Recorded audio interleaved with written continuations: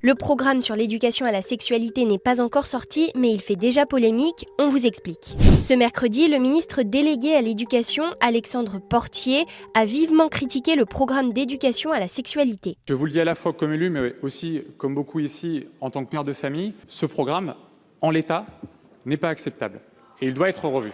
Je m'engagerai personnellement pour que la théorie du genre ne trouve pas sa place dans nos écoles parce qu'elle ne devrait pas y avoir sa place. La théorie du genre cherche à distinguer le sentiment d'identité masculine ou féminine du sexe de naissance. La ministre de l'Éducation, Anne Genetet, a recadré son ministre délégué dans la foulée ce jeudi. La théorie du genre n'existe pas, elle n'existe pas non plus dans le programme, je suis très claire et ce programme je le pilote et la ligne de ce programme c'est la ligne du ministère, c'est la ligne que je pilote. Il n'y a pas de théorie du genre dans ce programme, d'abord la théorie du genre n'existe pas. J'ai tout dit hier, je ne retire pas un seul mot parce que évidemment c'est un sujet qui est important pour le quotidien des établissements, des familles. Ce programme vise à lutter contre la discrimination envers les LGBTQIA+, la pornographie mais aussi les violences sexuelles. Chaque année, ce sont environ 160 000 enfants qui sont victimes d'agressions sexuelles et d'abus.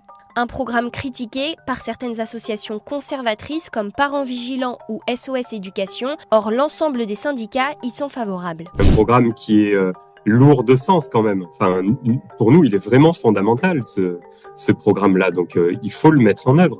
On a quand même des enfants à qui on ne parle jamais des relations humaines, des relations amicales, des relations amoureuses, mais aussi de la sexualité. Voilà, c'est tout ça ce programme. C'est pas que sur l'éducation sexuelle. L'éducation à la vie affective, relationnelle et sexuelle est obligatoire depuis 2001 dans les établissements scolaires, mais dans les faits peu appliquée. Le Conseil supérieur de l'éducation, une instance consultative, doit rendre un avis à la mi-décembre.